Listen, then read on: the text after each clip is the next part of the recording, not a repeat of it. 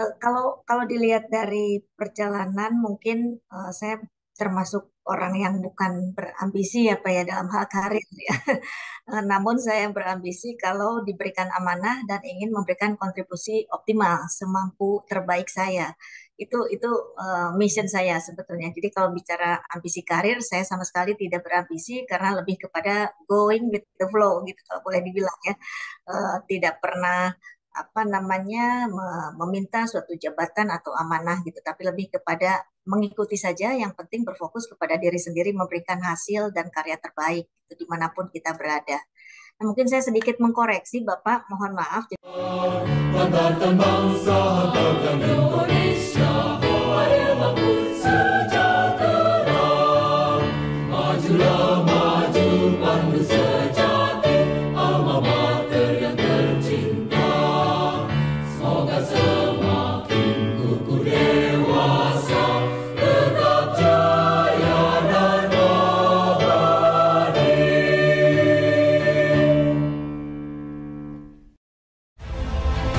Sama saya Bambang Satono di kanal Inspirasi untuk Bangsa. Ini juga pertama kali nulis IPB sebenarnya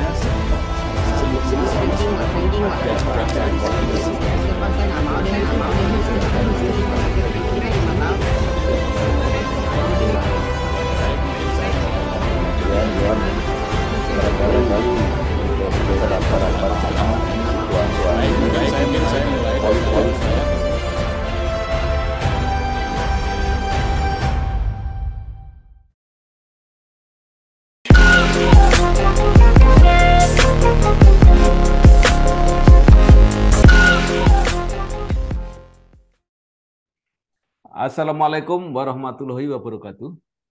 Waalaikumsalam warahmatullahi wabarakatuh. Bersama saya Bambang Sadono di kanal Inspirasi untuk Bangsa. Mudah-mudahan kanal ini selalu bisa memberi inspirasi, motivasi, dan edukasi. Kami sedang mempersiapkan beberapa video wawancara untuk ikut memberi makna 63 tahun Institut Teknologi Bandung. Menurut rencana, wawancara ini akan kami bukukan, dan saat ini saya sudah bersama dengan salah seorang alumnus ITB, yaitu Ibu Emma Sri Martini. Beliau saat ini adalah Direktur Keuangan PT Pertamina Persero. Apa kabar, Bu? Baik, Ya, alhamdulillah Pak Bambang. terima kasih. Bu Emma ini lahir di Majalengka, 22 Maret 1970. Mungkin Ibu bisa mulai dengan bercerita ketika menempuh pendidikan S1 Teknik Informatika di ITB, kemudian diteruskan S2 di Harvard Kennedy School Executive Education Amerika, mengawali karir di PT Custodian Central Efek Indonesia, pernah menjadi Senior Vice President di Badan Penyihatan Perbankan Nasional BPPN, pernah menjadi Direktur Keuangan dan Support di PT Perusahaan Pengelola Aset PPA, dan pernah menjadi presidir di PT Sarana Multi Infrastruktur Persero, dan menjadi Direktur Utama Telkomsel, dan saat ini menjadi Direktur Keuangan Pertamina. Sebuah perjalanan yang panjang, tapi juga mungkin banyak prestasi yang bisa disampaikan di situ. Silakan, Bu. Ya, baik. Terima kasih Pak Bambang. Assalamualaikum warahmatullahi wabarakatuh. Salam sehat Pak. Ini terima kasih sekali atas kesempatannya. Barangkali mungkin sedikit sharing saja, mudah-mudahan bisa memberikan insight barangkali dan lesson learn bagi kita semua. Kalau kalau dilihat dari perjalanan, mungkin saya termasuk orang yang bukan berambisi ya Pak ya dalam hal karir ya. Namun saya yang berambisi kalau diberikan amanah dan ingin memberikan kontribusi optimal semampu terbaik saya. Itu mission saya sebetulnya. Jadi kalau bicara ambisi karir, saya sama sekali tidak berambisi karena lebih kepada going with the flow gitu kalau boleh dibilang ya. Tidak pernah apa namanya meminta suatu jabatan atau amanah gitu, tapi lebih kepada mengikuti saja. Yang penting berfokus kepada diri sendiri, memberikan hasil dan karya terbaik gitu, dimanapun kita berada. Nah, mungkin saya sedikit mengkoreksi Bapak, mohon maaf. Jadi saya sebetulnya pendidikan saya sebetulnya yang di Harvard itu bukan bukan degree Pak, bukan S2. lebih kepada eksekutif program. Jadi itu sifatnya non negeri. Waktu itu saya masih di SMI, di Infrastructure Financing, sehingga waktu itu saya ngambil programnya adalah Infrastructure and Market Economy. Jadi kalau dilihat dari mulai sekolah ya Pak ya, mungkin saya sampai SMP itu di kota kelahiran saya Pak, di SMA, di SMP 1 Majalengka waktu itu. Ayah saya bekerja di Bandung, waktu itu menyampaikan kepada saya, Emma katanya, kalau mau jagoan itu harus di tengah orang-orang jago katanya. Banggakan bangsa, banggakan Indonesia, hari makmur sejahtera.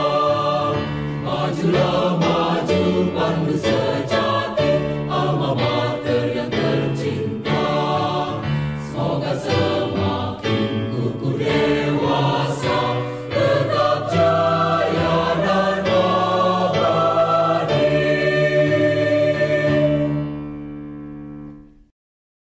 Jangan jago kandang. Majalengka itu kota kecil, katanya ayo bertarung di kota yang lebih besar. Gitu. Jadi diajakin pindah sekolah tuh Pak waktu itu oleh ayah saya kebetulan pendidik. Jadi beliau sangat mengajarkan bagaimana apa namanya disiplin, bagaimana menghargai jerih payah uang gitu ya. Jadi waktu itu sampai waktu kebetulan alhamdulillah diterima di SMA 3 Belitung Pak, di SMA 3 Bandung waktu itu.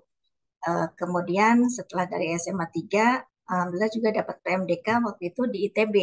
Nah, ini mungkin agak lucu nih, kenapa saya milih teknik informatika. Jadi sebetulnya bukan cita-cita saya juga sih, Pak. Karena saya waktu itu tidak punya cita-cita.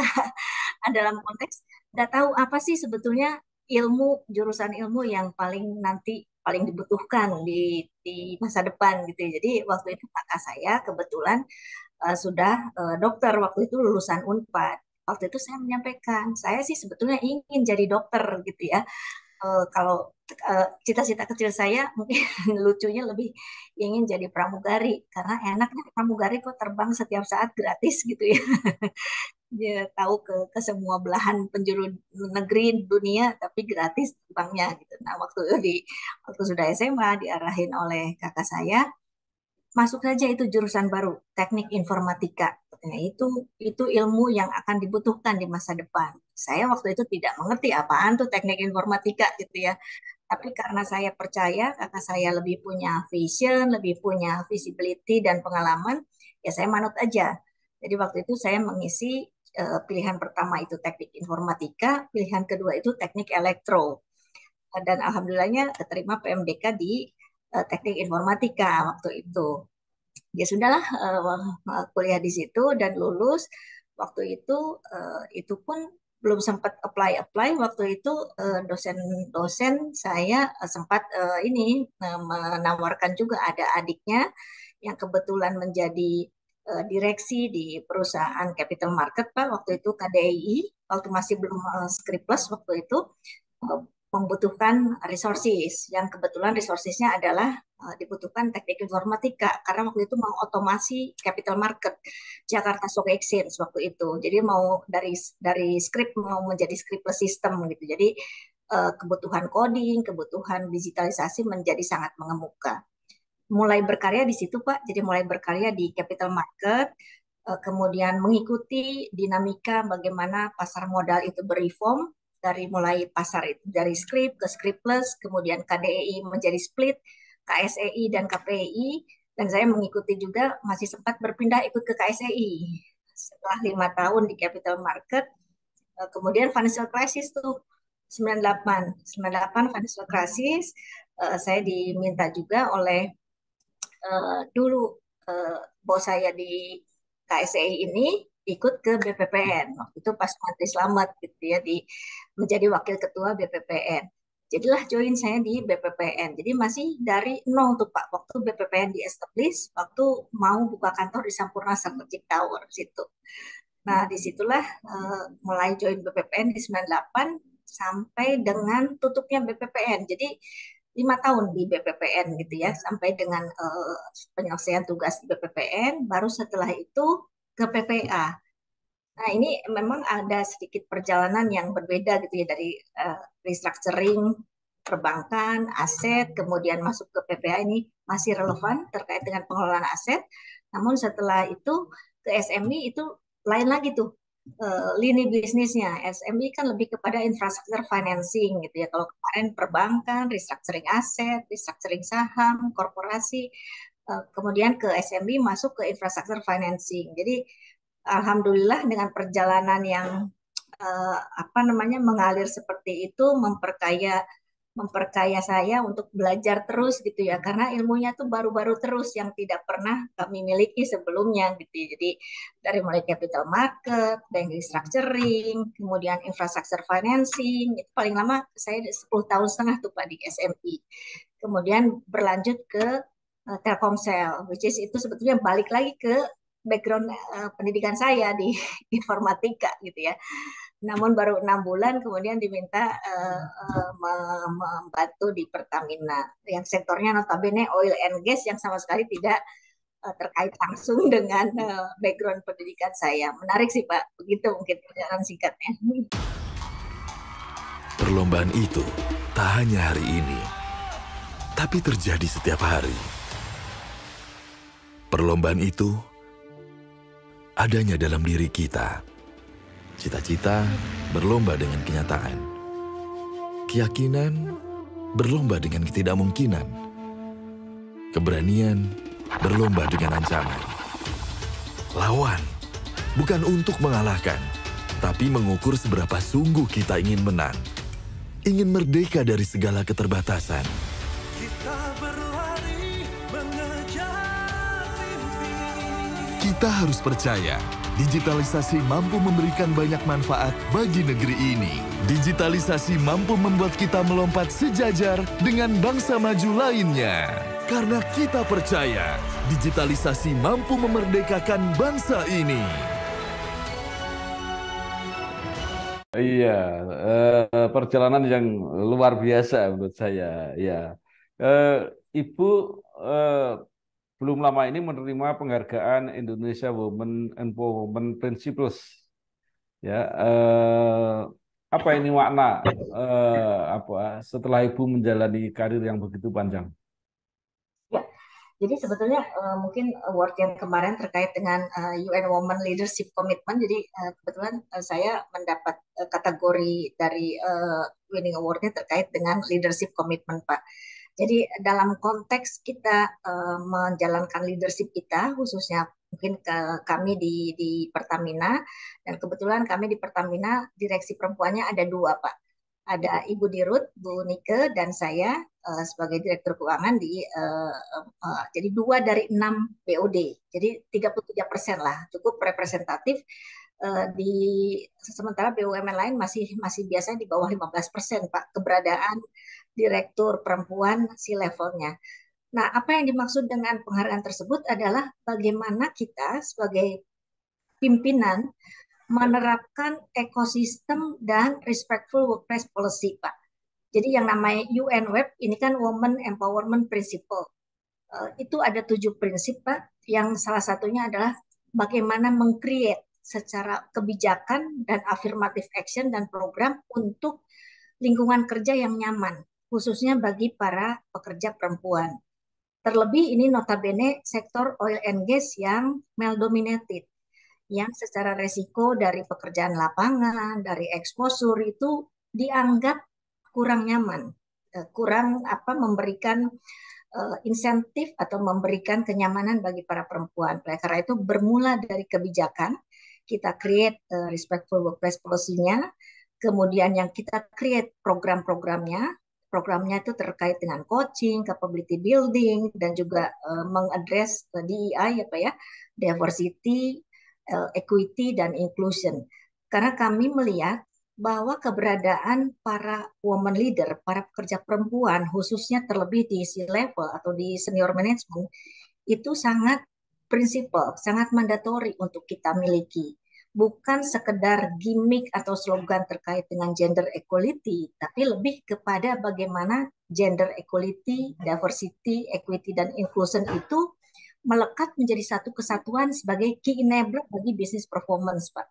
Ini yang kita yakini betul bahwa keberadaan perempuan di C-level khususnya itu akan mendongkrak kinerja. dan akan memberikan diversity dari proses pengambilan keputusan. Angle-nya menjadi semakin lengkap, di mana ada para pemimpin perempuan memberikan perspektif dan angle dalam konteks decision making proses. Nah, salah satunya itu Pak, jadi terkait dengan program coaching, mentoring, dan juga meyakinkan bahwa lingkungan kerja itu cukup nyaman. Dari mulai infrastruktur, penyediaan sarana untuk para women employee, terkait dengan ruang menyusui, apa namanya, terkait dengan childcare gitu dalam hal ibu-ibu muda bekerja kita sediakan fasilitas seperti itu sampai to that detail Pak kita menyediakannya termasuk dalam kebijakan whistleblowing system khususnya bagi kalau terjadi dalam hal ada harassment seperti itu kita sediakan channelnya dan itu kita take care kita lakukan punishment jadi kita memastikan ekosistemnya support sistemnya harus in place untuk memastikan bahwa gender equality dan tadi diversity itu terjadi di lingkungan pekerjaan. Mungkin itu Pak terkait dengan award tersebut. Banggakan bangsa, banggakan Indonesia, hari makmur sejahtera. Majulah maju pandu sejati, alma mater yang tercinta. Semoga semakin kukuh dewasa, tetap jaya dan abadi.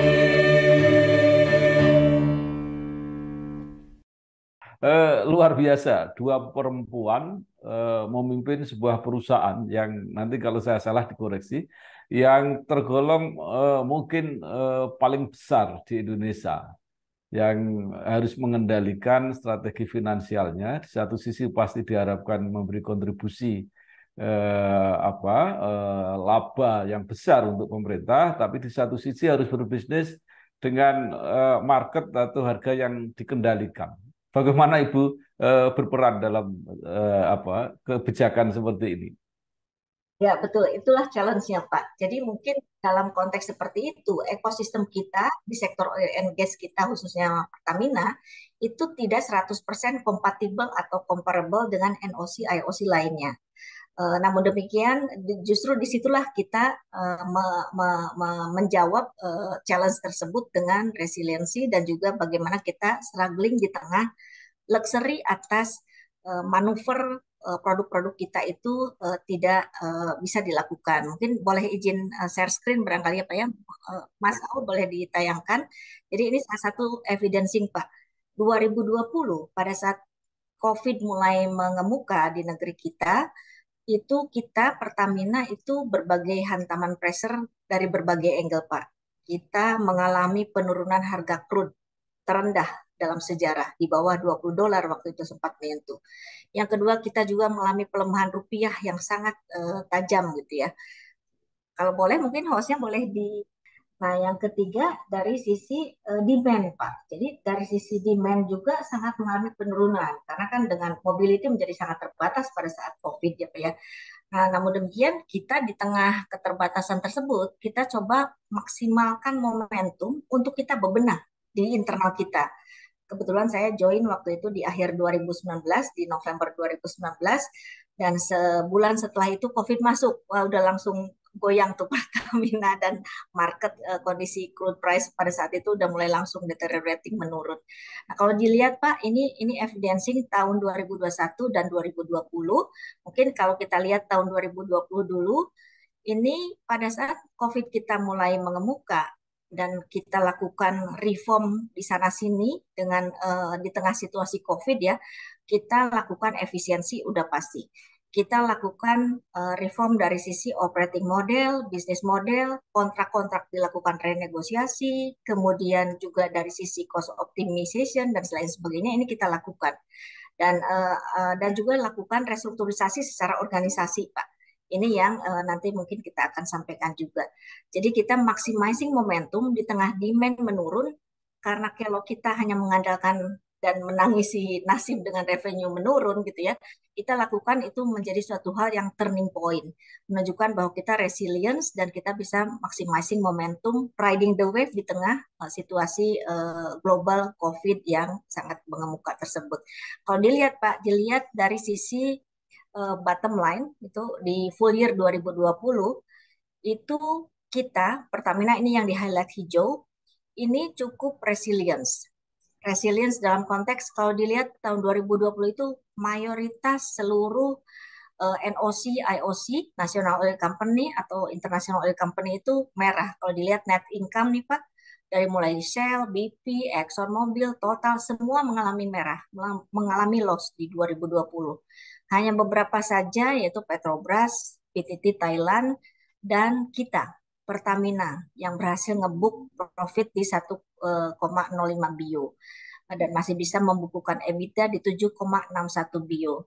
Ini adalah result dari seluruh intervensi dan mitigasi program yang kita lakukan untuk overriding COVID dan juga penurunan harga crude, kemudian penurunan demand dan juga pelemahan rupiah.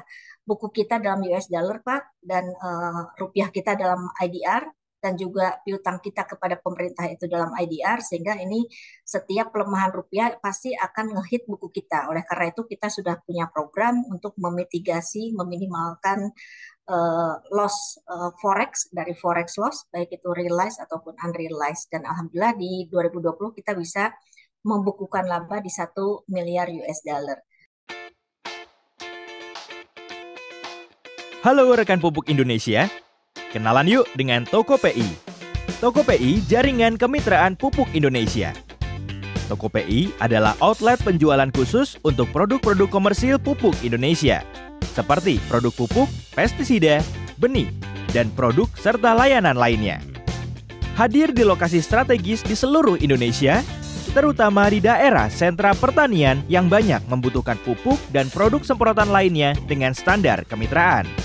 Bergabung bersama kami di Tokope'i, mitra akan mendapatkan keuntungan jaminan kualitas produk, jaminan ketersediaan produk, insentif atribut promosi, insentif benefit penjualan, gratis aplikasi dan sistem penjualan.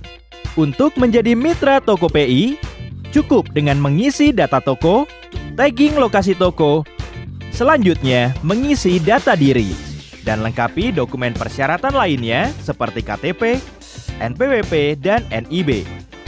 Atau kamu juga bisa melakukan pendaftaran secara manual dengan melengkapi form pendaftaran serta dokumen lainnya dan diserahkan ke petugas kami. Kemudian tunggu verifikasi. Selamat, pengajuanmu telah diverifikasi. Sekarang kamu sudah bisa melakukan transaksi untuk melayani pembelian dari petani. Makin dekat, makin yakin. Tingkatkan transaksimu, maka kamu berkesempatan mendapatkan hadiah menarik setiap tahunnya. Semakin untung bukan? Ayo bergabung di Tokope'i. Makin dekat, makin yakin. Hubungi Tokope'i sekarang juga. 2021 juga sama. 2021 mulai bangkit, terlihat bahwa reboundnya masing-masing NOC, IOC itu jauh lebih agresif dari sisi net income, revenue, dan juga EBITDA. Ini yang tadi Bapak sempat sentuh, bahwa Pertamina dalam hal ini tidak bisa riding the wave gitu ya, enjoying atas kenaikan crude. Karena harga produk jual kita itu di cap gitu. Jadi dalam konteks downside kita bisa memitigasi, bisa struggling gitu ya, tapi dalam memaksimalkan upside dari revenue itu kita punya keterbatasan ruang. Karena kita mendapatkan penugasan sebagai pelaksanaan PSO, Public Service Obligation, untuk menjaga ketahanan energi dan di satu pihak juga mendukung affordability dari masyarakat dalam hal membeli BBM. Karena BBM itu sangat sensitif, bisa triggering inflasi, bisa triggering macam-macam, dan demo dan lain sebagainya, bisa ditarik ke ranah politik ya. Nah ini yang barangkali membedakan bagaimana Pertamina itu sangat menjadi, kalau boleh dibilang, fiscal tools, alatnya pemerintah dalam salah satu alat pemerintah dalam menjaga ketahanan energi, tapi juga secara indirect menjaga inflasi yang jauh lebih dalam lagi. Bayangkan kalau harga jual itu tidak ditahan, inflasi akan lebih dalam lagi gitu ya. Dan ini ada cost-nya ya diabsorb oleh balance sheet Pertamina yang meskipun nanti later on diberikan kompensasi oleh pemerintah, tapi sebagai front end terdepan itu kita lakukan dulu bumpernya dibumperin oleh balance sheet-nya Pertamina. Jadi ini barangkali salah satu evidencing bagaimana kita cukup resilience di tengah berbagai keterbatasan dan juga pressure dari sisi global market condition. Mungkin itu Pak tadi menjawab terkait dengan itu. Ya, Bu, kalau angka 2022 sudah muncul apa belum? Kami sedang finalisasi proses audit, Pak. Namun rasanya visibility-nya itu di angka minimal, insya Allah kita bisa bisa menembus angka 3,3 miliar US dollar secara bottom line. Kalau mungkin ekivalenkan ke IDR itu kurang lebih minimal 50 triliun, Pak.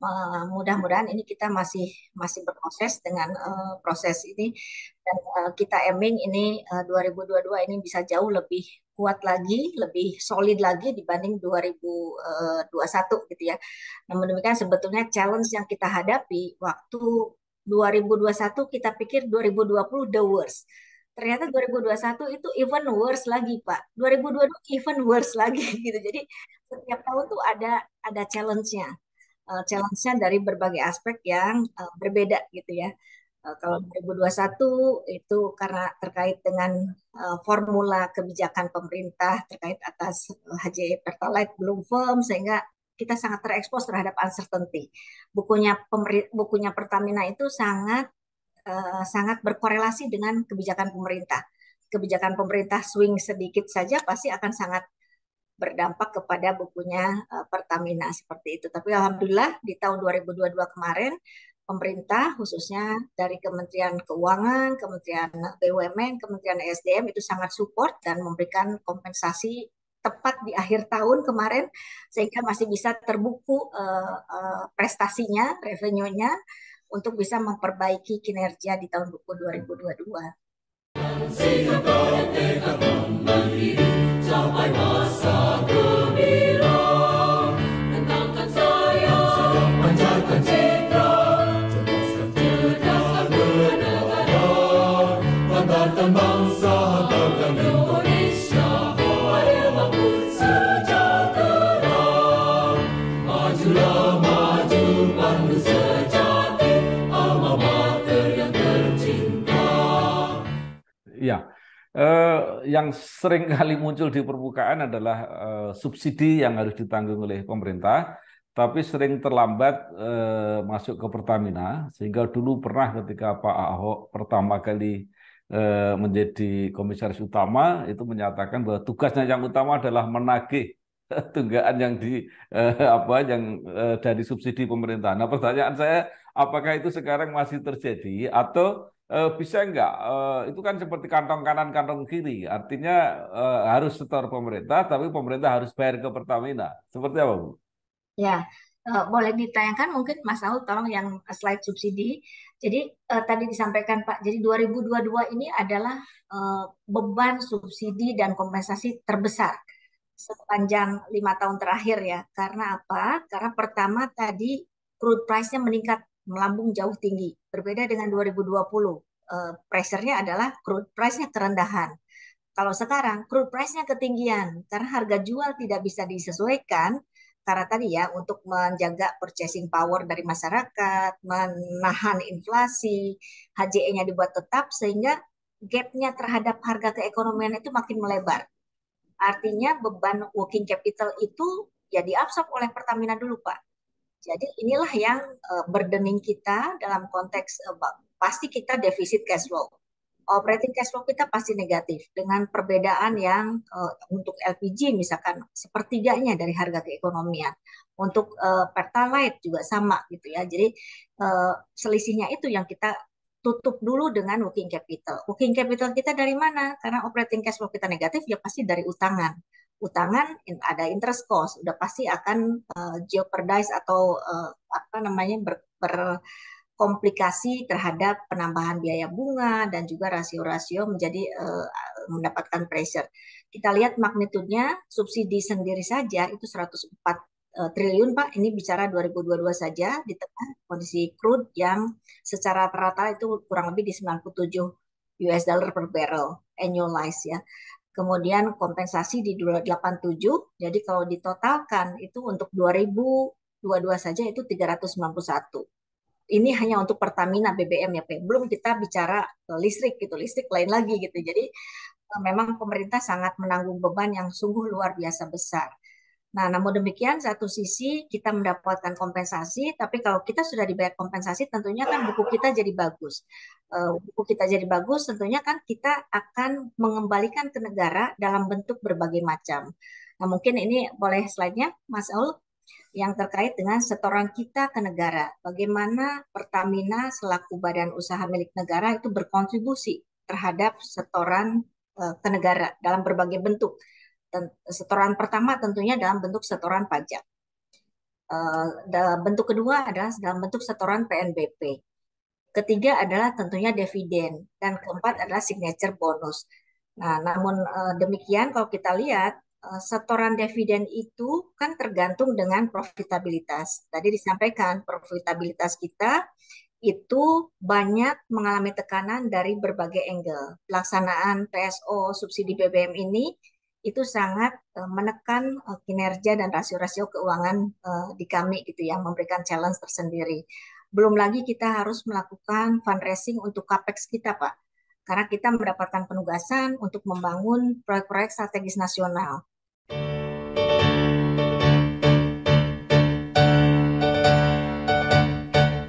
Gerakan langkah tatap ke depan, ITB Citra Ganesha. Curahkan daya kejar cita, bakti pada negara. Siapkan diri, teguhkan hati, tegakkan tekad pribadi. Langkah dan Jadi di setiap tahunnya rata-rata kita menghabiskan 6 miliar US dollar. Kemarin tahun 2022 saja 6 miliar US dollar untuk capex semua pembangunan revamp kilang dan lain sebagainya. Jadi di tengah situasi kita harus melakukan penugasan untuk distribusi BBM, working capitalnya kita ganjel dari utang gitu ya. Kita juga satu sisi melaksanakan penugasan membangun proyek-proyek strategis nasional, revamp kilang dan lain sebagainya, itu dengan utang juga. Jadi kita harus dipastikan buku kita itu harus selalu dalam in a good shape gitu ya Pak ya, untuk bisa at anytime kita bisa masuk ke market untuk melakukan fundraising gitu. Nah, kalau dilihat itu terlihat mulai rebound Pak. Dari 2020 setelah COVID 2021 itu mengalami kenaikan yang cukup signifikan. Dan alhamdulillah kalau dilihat baik secara percentage maupun secara absolut nilai ya. Jadi kalau dilihat YTD Desember itu kita berkontribusi kurang lebihnya 307 triliun kontribusi kepada negara. Ini yang terdiri dari pajak, dividen, PNBP, dan signature bonus. Nah, kalau dilihat di kiri bawah, barangkali di slide kiri bawah itu terkait dengan setoran dividen, Pak. Kalau dirata-ratakan, itu dividen payout ratio kita itu kurang lebih di level 21 sampai 25. Kemarin di 2022 karena kita cash flow-nya sangat stretch, kita mengusulkan kepada pemerintah. Pemerintah kan kita piutang kepada pemerintah masih banyak. Cash flow kita cash flow kita sangat ketat gitu ya untuk menjaga keberlangsungan operasional dan alhamdulillah pemerintah juga sangat mengerti sekali sehingga tidak menuntut setoran terlalu banyak dari sisi dividen karena kalau dilihat 2022 meskipun dividennya hanya 10% payout ratio, total setoran tetap meningkat tajam dari sisi absolute amount di level 307 triliun, meningkat 83% dari tahun 2021. Jadi itu sih Pak ininya yang barangkali memberikan flavor bagaimana kita seringkali ada wacana di publik gitu ya. Ini Pertamina kok kelewat sama Petronas segala macam gitu ya. Ya memang tidak comparable secara ekosistem, secara peraturan, regulasi sektor itu tidak comparable. Kalau saja kita di tahun 2021 ya Pak kita suka exercise dengan numbers. What if scenario? Misalkan tidak perlu melakukan PSO kita bisa mencetak laba sampai 6 miliar US dollar. Itu udah bisa kita dapatkan gitu ya Pak. Artinya dengan kekuatan aset yang kita miliki, kalau saja tidak apa namanya dilepas harganya ke market gitu kan, itu menjadi proksi kepada market, itu akan jauh lebih menguntungkan. Namun tadi yang kita sampaikan bahwa Pertamina ini karena BUMN dan juga menjalankan tugas sebagai amanat untuk menjaga ketahanan energi nasional, jadi profitabilitas itu nomor sekian. Betul bahwa BUMN harus mengejar profit, tapi satu sisi juga selaku BUMN ini harus menjalankan tugas negara. Tadi yang disampaikan oleh Pak Bambang, bagaimana kita menjaga balancing itu. Jadi pelaksanaan tugas PSO tetap harus jalan tanpa ada disruption, ketahanan energi, kelangkaan tidak terjadi gitu ya. Tapi satu sisi kita juga harus profitabilitas harus tetap growing, sustainable growth. Karena untuk tadi melakukan fundraising ke market, melakukan pembangunan proyek-proyek strategis nasional, tetap harus nyari uang dari market. Nyari uang dari market tentunya bukunya harus bagus, harus compelling untuk dijual growth story-nya. Seperti itu, Pak. Sampai masa gemilang, tentangkan sayang, pancarkan citra, cerdaskan bernegara, banggakan bangsa, banggakan Indonesia, adil makmur sejahtera. Majulah maju, pandu sejati, alma mater yang tercinta. Ya, baik, luar biasa. Ini kalau tidak salah adalah apa financial performance untuk Pertamina Holding ya Bu semua ya Bu Emma. Ya, Nah, ya. sekarang dengan apa banyaknya apa sub-sub holding itu seperti apa kinerjanya? Apakah membantu atau seperti apa? Ya. Baik, baik Pak, betul. Jadi mungkin ini tadi yang disampaikan, kalau dilihat dari setoran kontribusi Pertamina ke negara saja, tentunya ini sudah terlihat peningkatannya ya Pak ya. Mungkin nanti boleh slide-nya yang terkait dengan subholding. Jadi ini adalah corporate action yang betul-betul sangat bermanfaat bagi kami Pak di Pertamina khususnya, tapi juga bagi negara karena ujung-ujungnya adalah kinerja jadi meningkat dan juga apa namanya kontribusi setoran ke negara juga jadi lebih baik lagi gitu. Kalau kita lihat sejak tahun 2020 itu sudah mulai wacana perencanaan untuk dilakukan pembentukan holding subholding, restrukturisasi organisasi Pertamina secara total perombakannya dan ini alhamdulillah sudah terjadi Pak secara legal end state-nya sudah terjadi di September 2021. Jadi kurang dari 1 tahun itu kita melakukan restrukturisasi organisasi internal Pertamina Group dan ini restrukturisasi terbesar dalam sejarah Pak sampai mengubah berbagai peraturan. Ada PP, ada Perpres, ada PMK, itu semua kita ubah. Dan alhamdulillah pemerintah sangat mendukung sekali perubahan ini. Ada 2 PP terkait pajak, 3 Perpres terkait peraturan pelaksanaan PSO, PMK, Permen SDM, udah nggak kehitung banyaknya berubah. Dan alhamdulillah itu bisa selesai dalam 1 tahun. Artinya pemerintah juga sangat mendukung dan meyakini bahwa reform dan restrukturisasi organisasi di Pertamina ini akan memberikan dampak yang lebih baik dan lebih positif. Jadi kalau dilihat terjadi clustering Pak, ada 6 cluster di sini. Pertama adalah subholding upstream, yang kedua subholding refining and petrochemical, yang ketiga terkait dengan commercial and trading, yang keempat power dan new and renewable energy, yang kelima adalah subholding gas, dan yang terakhir adalah integrated marine logistic. Jadi benefitnya dengan pembentukan subholding dan holding ini adalah clusteringnya menjadi jelas Pak. Karena ke depan kita untuk bertumbuh tidak mungkin hanya mengandalkan dana internal. Kita harus melakukan strategic partner, mengundang investor. Dan investor appetite-nya biasanya sangat cluster minded. Tidak bisa hulu dengan hilir digabung misalkan, karena ada investor yang sangat hilir minded, nggak mau lagi masuk dalam sektor hulu gitu ya, atau nggak mau masuk dalam brownfield yang notabene ini tidak green gitu ya, atau inginnya hanya yang green saja.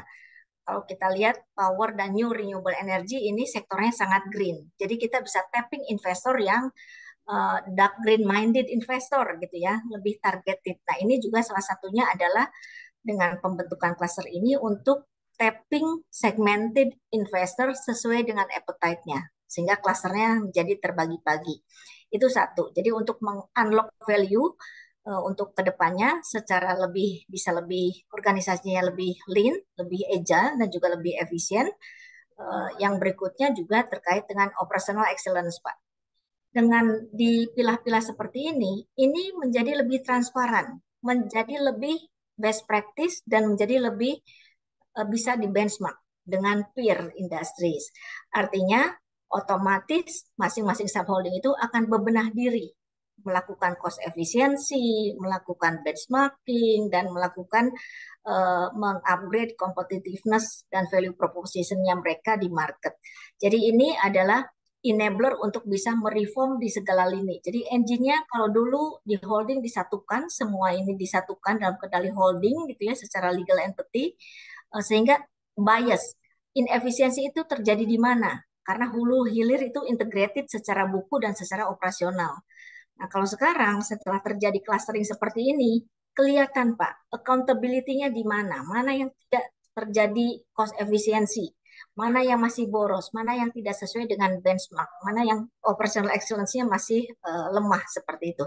Jadi ini dengan reform seperti ini bisa menjadikan kinerja perusahaan tentunya akan semakin lean, semakin meningkat, dan terbukti dengan total profitabilitas yang cukup meningkat tajam setelah terbentuknya subholding ini di tahun 2021 akhir di September.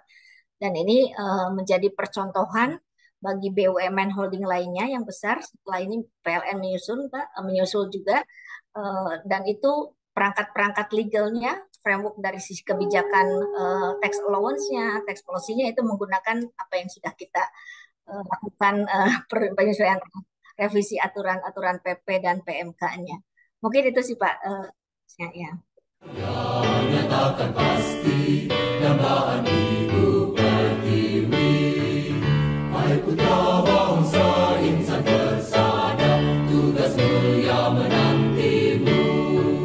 Semangat dan tekad kembangkan selalu, sinar terang pasti datang. Kajilah ilmu dan teknologi, seni dan budaya bangsaku. Luar biasa. Manajemen diperbaiki, tetapi persoalannya adalah tantangan justru yang di luar organisasi. Ya, di dunia internasional, harga crude oil yang tidak bisa dipastikan, ya, tidak menentu. Nah, kemudian juga mungkin kebijakan di dalam negeri, kebijakan subsidinya juga banyak dipengaruhi oleh faktor-faktor politik dan sebagainya. Nah, bagaimana Pertamina akan menyesuaikan ini ke masa depan? Apakah kira-kira masih bisa survive seperti sekarang ini? Karena yang dilihat masyarakat sekarang ini kan ada penentuan harga yang akan dilakukan tiap minggu dan sebagainya yang membuat masyarakat gelisah dan seperti apa kira-kira? Ya, jadi sebetulnya pemerintah juga sudah melakukan berbagai upaya ya Pak ya untuk melakukan improvement dari sisi kebijakan secara bertahap. Kami juga sangat menyadari betul bahwa pemerintah sangat berhati-hati mengedepankan tadi masyarakat supaya tidak terdampak terlalu severe gitu, terlebih dengan pasca recover-nya dari COVID. Sehingga kebijakan ini ditempuh meskipun at the expense of the APBN gitu ya, dari fiskal. Nah, memang upaya-upaya di lapangan tetap kita lakukan dengan digitalisasi, dengan berbagai hal operasional di lapangan, namun itu memang tidak terlalu banyak mendongkrak efisiensi dalam konteks meminimalkan volume BBM bersubsidi itu, lebih kepada untuk mengamankan subsidi tepat sasaran sesuai peraturan yang ada. Akan lebih efektif kalau memang dari sisi kebijakan pemerintahnya yang melakukan pengetatan kriteria bahwa sebetulnya yang paling berhak itu yang seperti apa.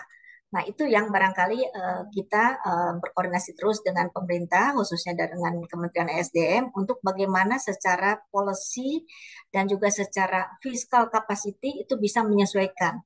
Karena dengan meningkatnya sekarang dengan pertumbuhan ekonomi dan harapannya juga masyarakat sudah berangsur pulih dari COVID, itu barangkali perlahan kita akan coba lakukan. Nah, dan ini sudah dilakukan oleh pemerintah waktu di akhir tahun kemarin ya, di September kan sudah ada penyesuaian harga, Pak. Memang bertahap gitu ya. Dan itu sungguh sangat membantu bagi kami ya untuk mengadres cash flow kami gitu ya terkait dengan apa namanya penyesuaian harga HJE khususnya barang-barang bersubsidi itu. Nah, itu salah satunya. Tapi kalau dalam konteks long term-nya bagaimana kita Pertamina bisa survive sebetulnya itu sudah masuk dalam roadmap kita, Pak. Bahwa sekarang Pertamina masih berfokus ke fossil fuel atau BBM produk itu sementara karena kebutuhan negeri ini masih mengkonsumsi BBM gitu ya. Tapi secara kapasitas Pertamina sudah menyiapkan energi transisi dan juga tadi green energy. Kalau dilihat tadi yang subholding tadi itu ada subholding gas yang akan memegang peranan penting untuk transisi energi, ada subholding integrated marine logistic, jadi end to end nih Pak, dari hulu ke hilir kita punya integrated supply chain-nya. Nah, ini yang memperkuat positioning kita. Tinggal kita secara smoothly shifting dari mulai yang upstreamnya tadinya ke BBM gitu ya, pelan-pelan nanti beralih kepada petrochemical yang di dalamnya salah satunya bisa juga pharmaceutical. Itu yang roadmap kita ke depan. Di samping tadi green energy yang memang kita sudah punya subholding khusus yang memperkuat posisi kita punya green energy position and the energy mix-nya Pertamina Group. Banggakan bangsa, banggakan Indonesia, mari bangun sejahtera. Majulah maju, pandu sejati, alma mater yang tercinta. Semoga semakin kukuh dewasa, tetap jaya dan abadi. Jadi ini barangkali tiga pilar ini. Jadi tugas utama kita adalah menjaga ketahanan energi. Ketahanan energi itu adalah termasuk aksesibilitas, availability-nya, dan affordability-nya. Jadi ini memang tugas kita yang paling utama, Pak. Di samping dengan tugas-tugas lain terkait dengan transisi energi, terkait dengan net zero emission, itu kita sudah embedded dalam kita punya master plan. Dan kita juga sudah memasukkan roadmap tersebut ke masing-masing RJPP-nya per subholding. Jadi per subholding tersebut dikasih mandat penugasannya dalam konteks net zero emission-nya yang 2060 sesuai dengan target dari pemerintah di 2060 itu kita coba cascade di Pertamina Group dan di cascade ke masing-masing subholding. Dan ini sudah menjadi affirmative action dan support di kami di Pertamina Group dan menjadi masuk bagian dari KPI juga. Iya, luar biasa sekali. Sekarang kita kembali ke ITB, Bu. Banyak sekali di perusahaan-perusahaan yang strategis atau katakanlah yang besar gitu ya BUMN itu yang dipimpin oleh alumni ITB. Nah, pertanyaannya adalah apakah karena resources atau mereka yang masuk ke ITB ini adalah yang terbaik ya, ketika di sekolah menengahnya, maka dia juga akan menjadi SDM yang terbaik, atau memang ada proses yang luar biasa waktu di ITB sehingga membuat mereka punya kelebihan-kelebihan ya, tidak hanya di faktor teknis tapi kelihatannya kan di manajemennya juga kuat gitu. Kalau menurut Ibu seperti apa? Waduh, mungkin saya tidak bisa menyuarakan secara umum ya Pak ya. Barangkali harusnya para dosen barangkali yang bisa. Namun barangkali pengamatan secara awam saya ya Pak ya. Karena ITB itu fakultas teknik, orang teknik itu biasanya saklek satu, saklek, yang kedua precise gitu ya, dan yang ketiga biasanya memang resilience. Nah, barangkali mungkin ketiga karakter tipikal engineer ini yang bisa membuat para alumninya mungkin barangkali bisa survive. Medannya apapun kan sebetulnya semua bisa dipelajari ya Pak ya.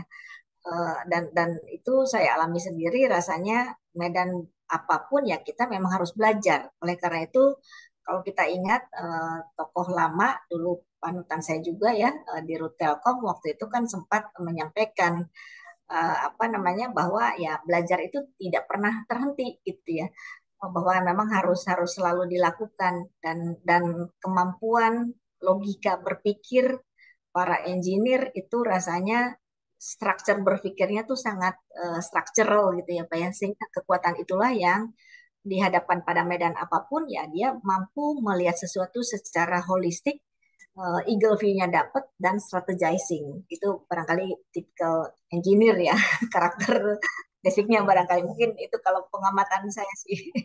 Kalau kita lihat Terakhir Bu, sekarang apa setelah pengalaman Ibu yang panjang ya mengendalikan sebuah BUMN yang ya terbesar lah di Indonesia ini, saran baik untuk institusi mungkin apa yang harus disempurnakan maupun mereka yang masih belajar apa yang perlu dipersiapkan untuk menghadapi tantangan di masa depan?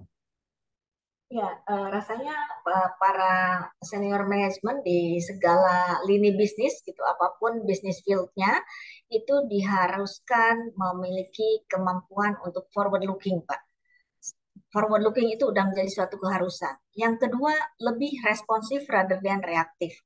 Karena dengan adanya business disruption, dengan adanya VUCA, dengan adanya global condition yang uncertain, geopolitical yang memanas, itu semua lini bisnis terdisrupt. Kalau seandainya tidak dilakukan forward looking analisis dari future potential bisnis, itu sustainable growth-nya sudah dipastikan tidak akan terjadi. Jadi kemampuan bagaimana merespon suatu challenge, merespon suatu global condition itu harus disikapi dengan creating another opportunity. Otherwise ya kita tinggal tunggu sunsetnya gitu ya Pak. Dan itu sangat kita lekatkan betul dalam konteks Pertamina yang notabene di tengah situasi sekarang di setiap COP event bicara bahwa carbon emission harus direduksi segala macam gitu ya, sehingga di global perception itu bahwa BBM itu tidak ramah lingkungan, kalau itu tidak ramah lingkungan, namun despite itu semua adalah bagaimana kita customize dengan local needs, dengan kebutuhan Indonesia sendiri, apakah kita sudah mampu, sudah bisa bersuasembada untuk melakukan perubahan tersebut. Jadi bagaimana melihat peluang-peluang tersebut di tengah situasi challenge yang mengemuka hari-hari ini gitu Pak. Iya, baik. Terima kasih sekali, luar biasa. Ibu Emma Sri Martini, Direktur Keuangan PT Pertamina Persero. Banyak sekali yang sudah disampaikan, mungkin menambah wawasan kita semua, dan mudah-mudahan juga memberi inspirasi dan motivasi pada generasi muda, generasi penerus yang harus menghadapi masa depan. Sekali lagi terima kasih Bu, selamat bekerja, sukses. Wassalamualaikum. Ya, wassalamualaikum warahmatullahi wabarakatuh. Waalaikumsalam warahmatullahi wabarakatuh. Banggakan bangsa, banggakan Indonesia, adil makmur sejahtera. Majulah maju pandu sejati, alma mater yang tercinta. Semoga semakin kukuh dewasa, tetap jaya dan abadi.